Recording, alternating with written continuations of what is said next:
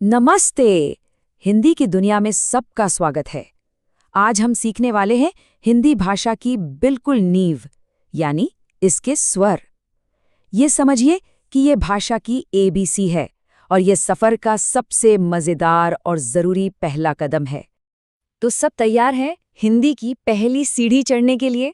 देखिए, इसे किसी मुश्किल काम की तरह नहीं, बल्कि एक मजेदार खेल की तरह लेते हैं। हर एक स्वर समझिए एक नई आवाज का दरवाजा खोलेगा। तो चलिए पहला कदम रखते हैं। ठीक है, तो शुरू करते हैं। हम शुरुआत करेंगे कुछ सबसे बेसिक, सबसे जरूरी आवाजों से। ये वो स्वर हैं जो हिंदी के कह सकते हैं हर शब्द में मिलेंगे। तो बस ध्यान से सुनना है और मेरे साथ दोहराने की कोशिश करनी है। रेडी? तो हमारा सबसे पहला स्वर है अ। इसकी आवाज बहुत छोटी और हल्की होती है। सोचिए जैसे इंग्लिश का शब्द है अनदर, उसमें जो एक ही आवाज है, बिल्कुल वैसी। मेरे साथ बोलिए अ।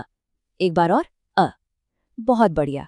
और हाँ, इसे याद रखने का सबसे अच्छा तरीका है अ से अनार। अब आता है आ। अब देखिए, ये अ जैसा ही दिखता है ना? बस इसमें एक डंडा यानी मात्रा और जुड़ गई है। और यही मात्रा इसकी आवाज को लंबा कर देती है। जैसे इंग्लिश के फादर में आ की साउंड होती है। आ। बोलकर देखिए, आ। और आ से क्या होता है? आम। वाह। अगला है ई। इसकी आवाज एकदम तेज और छोटी होती है, जैसे इंग्लिश के शब्द इन में आई की आवाज। इसे फटाफट बोलना है ए। और हम कैसे सीखते हैं इसे? ए से इमली। और अब है ई। ध्यान से देखिए, ई के ऊपर बस एक छोटी सी मात्रा लगी और ये बन गया ई। इसकी आवाज लंबी है, थोड़ी खिंची हुई, जैसे फीट में ई की साउंड। मेरे साथ कहिए ई। और ई से होता है ईख। तो अब इन दोनों को साथ में देखते हैं, ये बहुत जरूरी है। देखिए, एक तरफ है इ, एकदम छोटी आवाज, और दूसरी तरफ है ई, लंबी आवाज। जरा फर्क सुनिए, इ, ई। देखा? लिखने में जरा सा बदलाव और आवाज और मतलब दोनों बदल गए। यही तो भाषा का जादू है। क्या बात है, पहले 4 स्वर तो हो गए। चलिए इसी स्पीड से आगे बढ़ते हैं और देखते हैं कि अगली आवाजें कौन सी हैं। ये लय बनाए रखनी है, बहुत अच्छा चल रहा है सब। ये है ऊ। इसको बोलने के लिए होठों को थोड़ा गोल करना है और एक छोटी सी आवाज निकालनी है, ऊ। जैसे इंग्लिश के शब्द पुट में यू होता है। बोलिए ऊ। और ऊ से उल्लू। और ये आ गया ऊ। समझ लीजिए, ये ऊ का बड़ा भाई है। आवाज बस लंबी हो जाती है, जैसे मून में ऊ की आवाज। इसे थोड़ा खींच कर बोलना है, ऊ। ऊ से ऊन। चलिए एक बार फिर से इन दोनों की तुलना करते हैं। एक तरफ है छोटी आवाज ऊ और दूसरी तरफ है लंबी आवाज ऊ।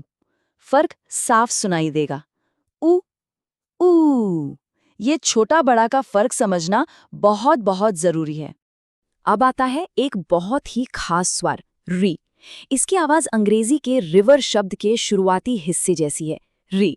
हाँ, ये बहुत ज्यादा इस्तेमाल नहीं होता, पर जानना बहुत जरूरी है। मेरे साथ कहिए री। और री से ऋषि।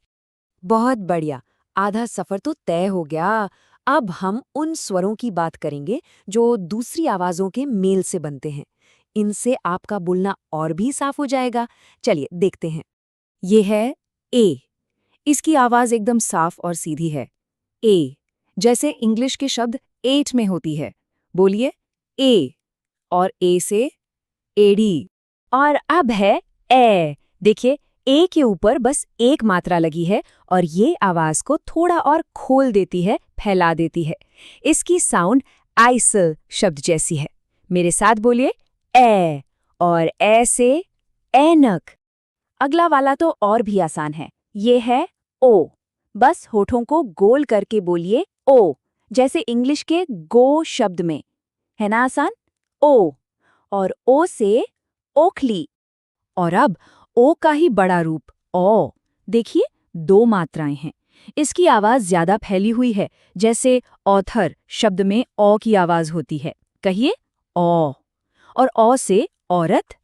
वाह, हम लगभग आखिर तक पहुंच ही गए हैं। ये जो आखिरी दो ध्वनियां हैं ना, ये बहुत खास हैं।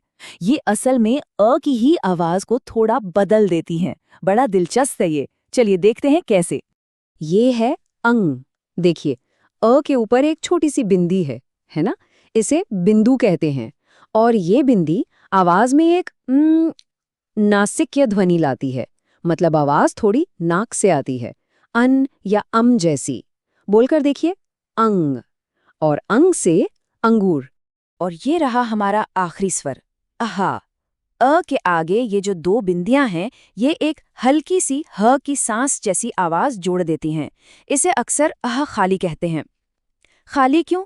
क्योंकि ये किसी शब्द के शुरू में नहीं आता, बल्कि आखिर में एक सांस वाली ध्वनि देता है, अहा। शानदार। सभी 13 स्वर सीख लिए हैं। तो अब एक लाइटनिंग राउंड हो जाए। चलिए एक बार तेजी से सबको दोहराते हैं। मेरे साथ बोलिए। अ, आ, इ, ई, उ, ऊ, री, ए, ओ, औ, अंग, आहा। बहुत खूब। समझिए कि हिंदी भाषा की नींव रख दी गई है। तो सबसे जरूरी बात क्या है? ये कि अब हिंदी के शब्द बनाने के सारे औजार हमारे पास हैं।